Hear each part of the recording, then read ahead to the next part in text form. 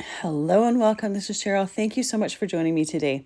In this video, I'm going to create a couple of birthday slider cards using the die of the month and the large die of the month for November 2024. When creating the first cards that I created or that I shared at the beginning of this month, I right away thought that several of these would make really good slider cards. And because they're birthday themed, I thought it'd be fun to do a birthday slider card. So I'm going to use the frog from one die set and the little card that he goes in, as well as the sloth and balloons from the other set. So for the car, I'm using some Purple Rain Tonic Mirror cardstock. So it's holographic. It's got a holographic shine to it that I think is really cool for the car die cut. Another thing that I think would be really cool would be to do an alcohol ink background and then die cut out of that. Unfortunately, I had to pick one, and I thought the Purple Rain would be fun for not only the car, but I'm also using it for the little frog's bow tie, as well as some of the balloons that the sloth is going to be carrying or floating by. So the first step in doing all of these cards, or both of these cards, is I have a bunch of die cuts ready to go, and I'm assembling them together so that when it comes time to putting my card together, it comes together fairly quickly. So I die cut the little pieces out of a variety of different cardstocks, and I have them organized in my medium craft stacks here. I use these all the time when crafting. I don't know what in the world we ever did without them. They've kind of become invaluable. I have a variety of different cardstocks here. Most of them are just scraps from leftovers from other projects that I've done. So they're a great way to use up a bunch of scraps. By using a variety of metallic papers, as well as that Purple Rain, I use some brushed silver cardstock as well as glitter silver cardstock from the Silver Treasured Cardstock pack. We can add a little bit of that metallic shine to some of the elements, and it just takes them to the next level. I just glue everything together with some Barely Art glue. I have it in a fine line bottle, and by using some liquid glue, it gives me a little bit of wiggle room when it comes time to putting those die cuts in place. It also doesn't take too long for them to dry. It takes a little bit longer for the specialty papers, mainly because they are coated, but it gives you that wiggle room, and then the glue starts to hold fairly quickly. For my little balloons here, I'm going to do the Purple Rain cardstock ones first, let those dry for a few moments, and then I'm going to tuck in some silver glitter ones as well, just so there's a little bit of variety to that bouquet. And you can see how I'm kind of going around with the different die cuts, doing little bits, putting them underneath an acrylic block to hold them and let that glue set for a few minutes before adding a few more layers to it. So they come together really quickly. And then when it comes time to it, and I'm still waiting for a few things to dry, I can put them right back in those craft stacks, put them to the side, and get my card bases going. Now I'm using the die of the month and the large die of the month, but you can use many different die sets or even stamp sets to do these cards. Slider cards are ones that have some sort of feature on the card that slides or moves. And you can do a vertical card or a horizontal card, and I'm doing one of each for this video just so you see the difference between the two, and they're very similar other than the orientation of the card. And you can customize them to what you're using, what die cut you're using, or what stamped and cut out image you're using. So there's a lot of versatility to it. So once I have all of my pieces together, I'm going to add some glossy accents as well as stickles. So I'm going to put some glossy accents on the frog's eyes as well as the sloth's eyes and nose, and then a little bit of glossy accents on the headlights for the car. The stickles, I'm going to put a little bit of the stickles on the top part of the cloud so that they have just a little bit of sparkle to them. When you're putting these mediums on, you do want to make sure that they dry completely before going on and assembling your card. So I'm putting everything on there, and then like I said, I will put them right back in my craft stacks, set them to the side so they can be drying in peace while I am working on the rest of the card. And it really depends on how much of each you use as to how long they take to dry. I'm not using a whole lot, so it really doesn't take a long time, but I'll typically wait an hour before even touching them or moving on to the next thing. If you are in a hurry and you want to do this sooner, you can always finish your card completely and then add these mediums.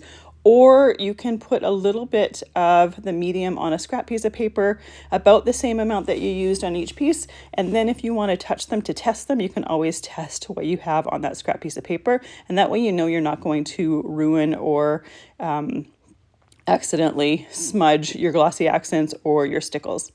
So once I have these done, we are ready to work on our card bases. And the card bases are really quite simple. They look kind of complicated when you see the finished card-ish, but they're really quite a simple thing to do. One last thing is to put the balloons on the sloth so that once I am ready to go, this is done and it's dried. Now, when it came time to it and these were dried, I did really like how floppy the strings on the balloons were. So I do go and I add a little piece of acetate to it just to make sure to strengthen that just a little bit. Now for my card bases, I have 2 pieces of super thick white cardstock here.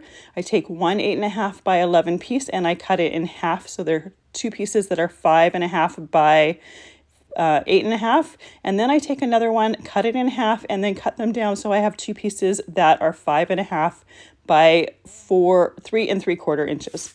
So these are the bases and inserts for each one of the cards. So for each card, I need one 8.5 by 5.5 inch piece of nice and heavy white cardstock and one 5.5 inches by 4 3/4 inch piece for the insert. For the score lines on the base, I'm using my Scor-Pal and I'm scoring at 4 inches and then 8 inches. So then I have a 1/2 inch flap on the one side. And then with each one of those score lines done, I'm going to fold at each of the score lines. So I'm going to fold first at the 8-inch score line and then use my bone folder to really press that score line in there and make sure that it's got a nice crease to it. Then I will fold and score at the 4-inch score line. So you can see that we kind of make a little bit of a pocket here with that 1/2 inch flap to the side.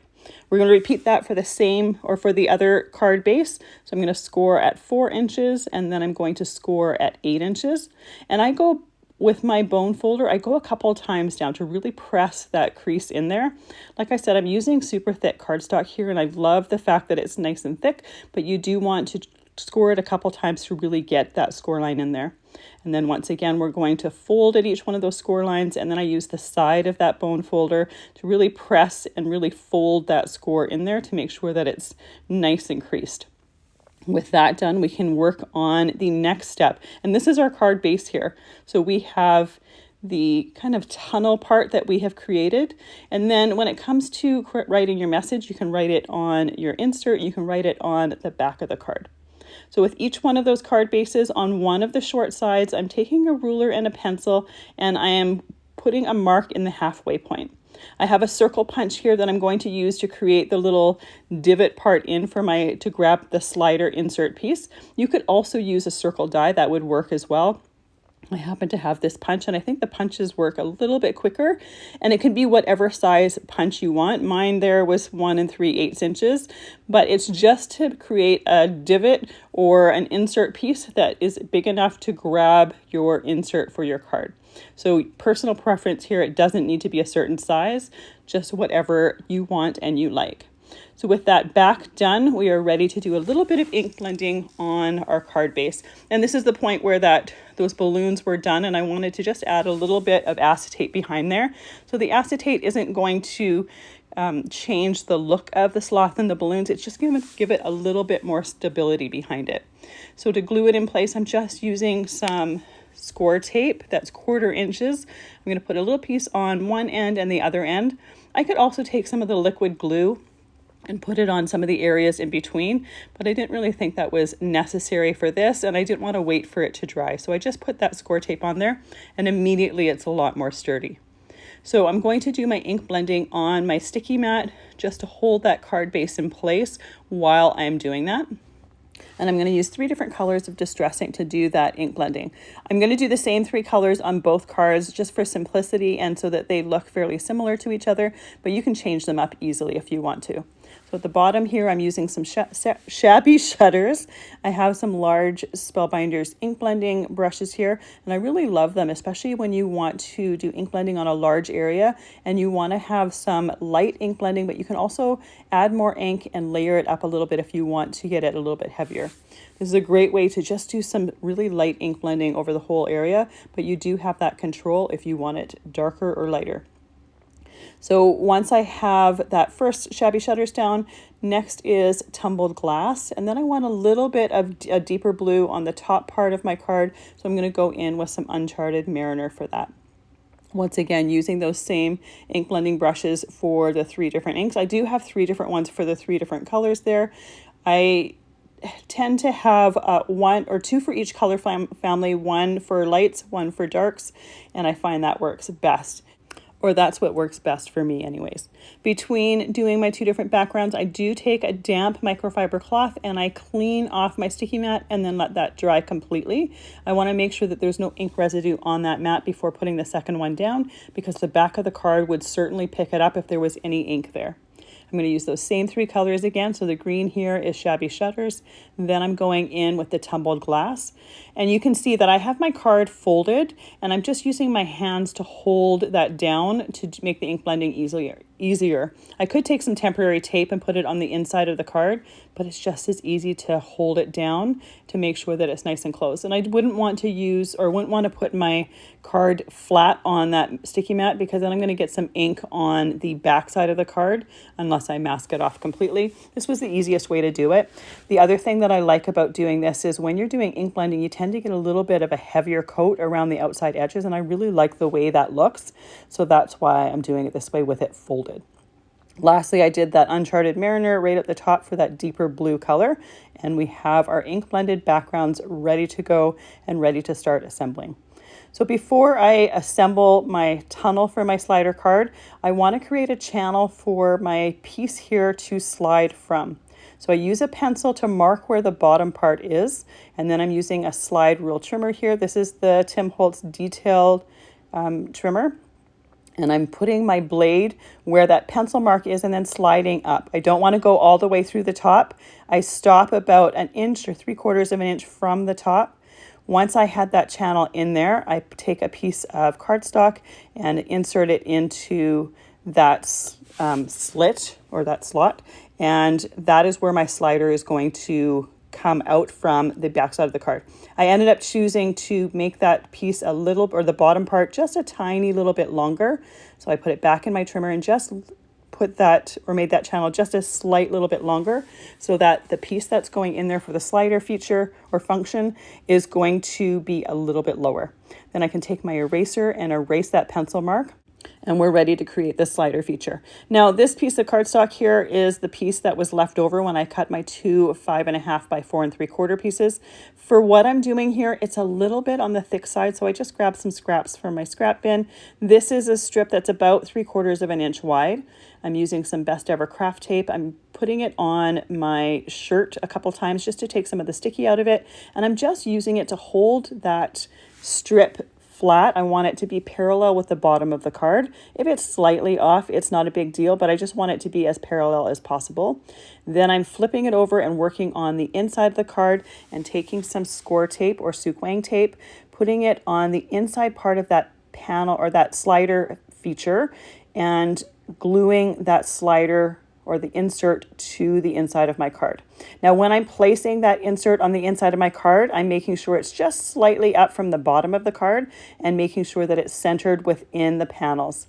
And what I mean by that, it's centered within the score line on the left side where that 1/2 inch piece is, and then between the other score line on the right side where my back side of my card is. Then I press that insert down, and if there's any little bit of that thin strip of cardstock that's sitting out, I trim that down with my scissors, and then I can remove the tape from the front and trim that one down as well. And as I'm working through this, I regularly will be testing that slider just to make sure that it's moving freely. When I put the tape on the inside, as well as when I put the tape on the outside to put my sloth on, I want to make sure that I'm slightly away from that insert or from that slot piece. I want to make sure that when I'm sliding, I'm not rubbing my adhesive on there and having that stick. Then I put some score tape on the 1/2 inch flap on the side and take a little bit of that backing off, have it turned towards the outside of my card. I will make sure that the fold line and the back side of my card are all lined up, and then press everything down, holding everything in place while I slowly remove a little bit more of that tape backing to have that side hold, or to glue those two sides together. I want to make sure that nothing moves while I'm removing that tape. And then again, testing it just to make sure that everything is still functioning properly.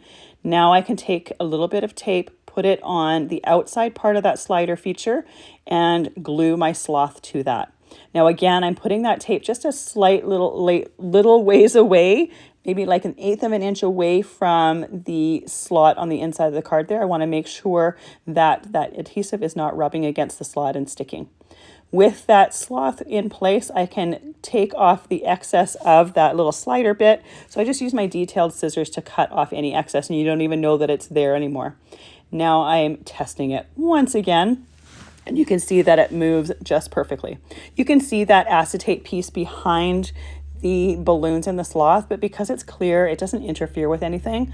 Another option would have been to die cut more pieces and have them layered to strengthen the little strings on the balloons, but I think this is a better solution because it just gives it some stability, and even if that cardstock was doubled or whatnot, it would still bend fairly easily.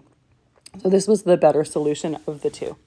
Now I can glue my clouds in place. Now the one thing that I'm making sure to do when I'm gluing my clouds in place is I have that little strip from the slider that's attached to the back of the sloth on towards the right hand side of him on the card.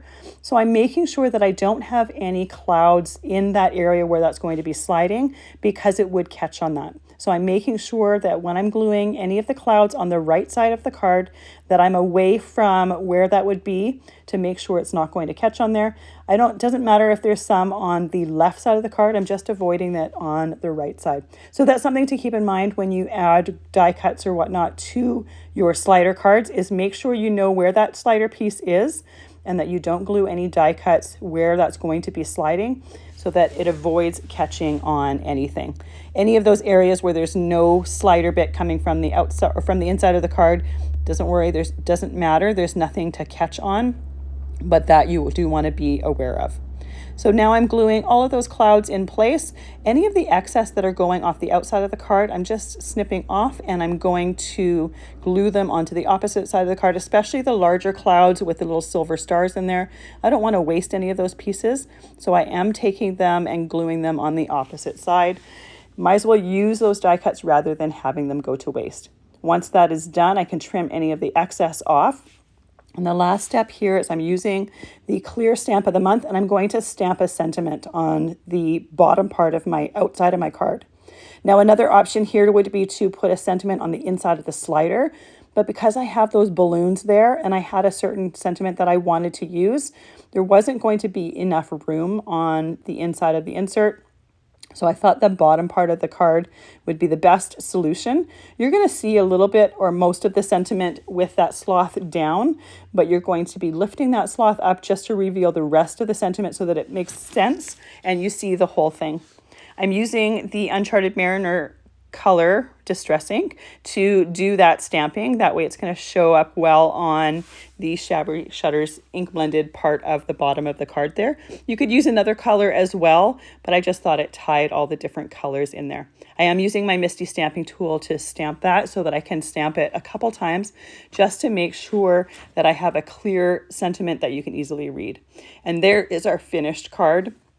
I absolutely love cards like this. They're really quite easy to make once you know how to create all the different pieces to it. But I love cards that have dimension, have movement, have some sort of interactive feature on them. Next, we're going to work on the second card, and this one we're going to do a horizontal version of this. So I'm going to put my little frog where I want him to go at the beginning of the slider part, use my pencil to mark a dot where I want that slit to end, put it in my trimmer, and create that slot again. Now, once again, when you're doing these cards, that slot doesn't need to be a certain size, but you do want to make sure that you stop it about, I want to say 1/2 inch to 3/4 inch away from the edge of the cardstock. You don't want it going through the cardstock at all. Then, and that goes for both ends, for the start of that slider and for the end of that slider. You want to make sure that you have an area where that starts and stops that does not go through the edge of the card. For this card, I want to use the Card Lotus Smiles sentiment from that clear stamp of the month, but I want it to be hidden by the card when it's closed or when that slider is inside. So I positioned that card where I want it to be before you pull it out and slide it along the outside of the card, stamping it once again with Uncharted Mariner. This time I'm doing this stamping before I position anything and before I assemble my card. I wanted to make sure to have it in place before anything was assembled. So when I go to assemble that card on there, I can make sure that it's positioned to cover that sentiment completely. Then I take my strip of cardstock, put it in that slot that we created, tape it in place, and then I'm going to repeat the same process as I did for the first card. And the process is exactly the same. There's nothing different. The only thing different here is where that slot is positioned and what is going on it in the front or on the front of my card. That's the only difference here. So I put the Sukwang tape on the little strip of cardstock on the inside, position my insert so it's slightly up from the bottom, centered between the two score lines on either side of it. Then I can flip it over, put the Sukwang tape on the 1/2 inch flap on the side. I can also take the Best Ever Craft tape that is holding that piece in place and take that off. Put in my flap and then take that adhesive or that tape backing off. And once again, making sure that that side and the fold is positioned properly before removing that tape and making sure that it's glued together. So now I have my card assembled. I positioned my little car and frog die cut so that it's completely covering that sentiment. And I took my pencil and put a line where I knew the edge of that card was going to be. That's going to give me an indication of where I can put the adhesive to glue that down. Put the same Sukwang tape on there, take that backing off, and then I can put my die cut on here. Now this die set also has a little flag and a Hooray flag that you can have coming up off the back of the car. I chose not to do that or not to use it on this card, but you certainly could. What I would suggest also would be to use the same acetate trick that I used for the sloth and the balloons, just to give that a little bit extra stability. And once again, I'm gluing clouds to the sky here. If you were to use that flag, you would definitely be paying attention to where those clouds were going so that they were not in the way. Another option would be to say stamp or stencil some clouds on the background so that you didn't have anything with dimension that could possibly catch your slider or any of the slider bits. So once I have the clouds on here, my card is completely done. Now I kept the sky of this one fairly simple. I didn't use the clouds with the star die cuts simply to have it a little bit different from the first card, but you certainly could, and it would give it a little bit of extra texture here. So here is our finished card, and I love the fact that that sentiment appears when you pull that slider out. Now I didn't put anything on that slider like pull or any instructions to a recipient to show them what to do. Because in my mind, when you see something like that, it kind of gives you an indication that there's something in there to pull out. And I think it's fairly self-explanatory, but you certainly could add that if you wanted to. Next, we have our sloth card here that is being floated away with the balloons, and I absolutely love it. I think this is adorable. You could even swap out the sloth for a little house to have a little up sort of themed card. I think it would be fun, and all the possibilities here and the different variations, you can just have a ball. Thank you so much for joining me. I really appreciate all the time that you spend with me. I hope you have a fantastic day.